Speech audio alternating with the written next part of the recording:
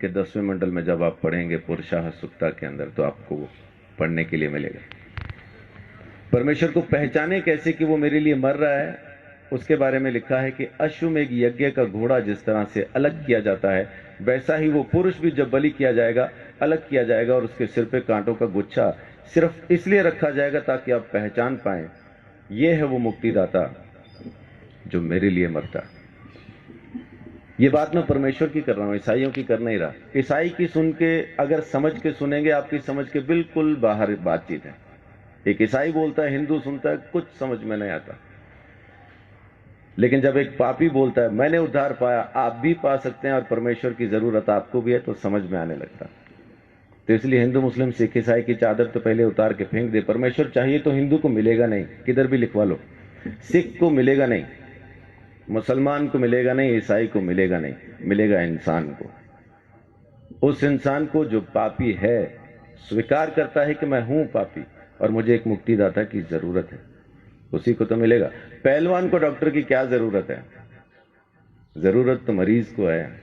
तो धर्मी को परमेश्वर नहीं चाहिए, परमेश्वर तो पापियों को चाहिए, और पापियों को बचाने ही वो जमीन पे आया है, यही उसकी मोहब्बत है। तो मैं अपनी बात को यहां खत्म करता हूं कि परमेश्वर प्रेम है। बाइबल के अंदर लिखा है, पहला यूहन्ना की पत्री में 4 अध्याय में लिखा है कि परमेश्वर प्रेम है। उसके प्रेम को समझेंगे तो आप अपने पापों से मुक्ति पा सकेंगे। दोबारा जन्म होना नहीं है आपका। माफ कीजिए, एक चीज ये छोटी सी क्लियर करके मैं अपनी बात को खत्म करूंगा, क्योंकि अपन को शैतान ने एक वहम में डाला हुआ है कि इस जन्म में नहीं तो अगले में मुक्ति हो जाएगी, इसलिए अपन आराम से बैठे। कहने वाले ने कहा था काल करे सो आज कर, आज करे सो अब, पल में प्रलय होगी, बहुरी करेगा कब। लेकिन शैतान ने बोला आज करे सो काल कर, काल करे सो परसों। इतनी जल्दी क्या पड़ी है जब जीना है बरसों। बच्चे, आपका नाम क्या है? ध्रुव। आपके बच्चे कहाँ हैं? अजीब सवाल है। उम्र क्या है आपकी? 9 साल के बच्चे से मैं पूछ रहा हूं कि आपके बच्चे कहाँ हैं? आम के पेड़ पे जो मई जून में आम लगने हैं, इस वक्त कहाँ हैं? बहुत बहुत शुक्रिया। गुरुजी कहते हैं आम में, उसी पेड़ में वो आम है जो मई जून में दिखाई देंगे। तो ध्रुव के बच्चे कहाँ हैं? ध्रुव में। जब उसका मौसम आएगा बच्चे नजर आएंगे। तो जब ध्रुव नहीं था तब उसके बच्चे कहाँ थे? बाप में, पापा में। और जब पापा नहीं थे तब ध्रुव के बच्चे कहाँ थे? दादा में।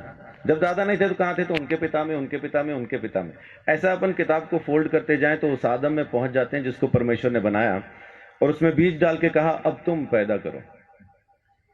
हर जानवर को, हर प्राणी को, हर चीज को परमेश्वर ने बीज के साथ बनाया और आज्ञा दी अब तुम पैदा करो। तो जब परमेश्वर ने आदम को बनाया, हम आदम में थे। जब परमेश्वर ने आदम को यह आज्ञा दी ये फल ना खाना, तब हम आदम में थे। जब आदम ने आज्ञा तोड़ी तब हम आदम में थे। जब आदम परमेश्वर से अलग हुआ तब हम आदम में थे। इसी तरह से हम परमेश्वर से अलग हो गए। हमने किया कुछ नहीं, खाया पिया कुछ नहीं, गिलास तोड़ा 12 आना किया आदम ने, अलग हम हो गए। वेदों में लिखा है कि बच्चा पैदा होते ही पाप के हाथ में सौंप दिया जाता, पैदा होते ही पापी हो जाता, कारण उसका बीज पापी है। एड्स जिस माँ बाप को है, बच्चा पैदा करेंगे एड्स की बीमारी के साथ पैदा होना। इस वजह से हम पैदा ही पापी होते हैं, इसलिए हमें मुक्ति की जरूरत है। और अगर मुक्ति हम खुद ले सकते होते तो मुक्ति दाता शब्द कभी आता नहीं। देने वाला हमको जरूर चाहिए, वो एक ही है।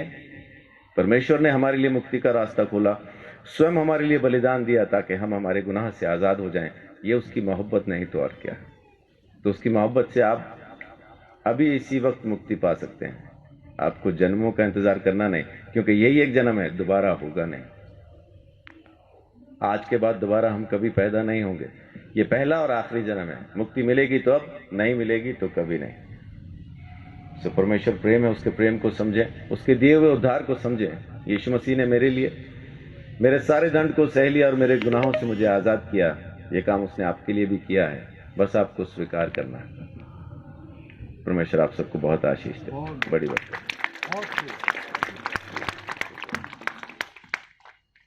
बहुत बहुत धन्यवाद पास्टर संदीप चौधरी जी का। मेरे सवाल का इन्होंने बड़े सरल रूप में उत्तर दे दिया, और अगर यही चीज हम सभी के समझ में आ जाए तो हमारा भटकाव खत्म हो जाए। मैं इनका बहुत बहुत धन्यवाद करता हूं कि इस गुरुदेव के रचित सर्वधर्म सम्मेलन के अंदर आपने पहुंचकर इस उत्सव की शोभा बढ़ाई है। मैं आपका बहुत शुक्रिया अदा करता हूं।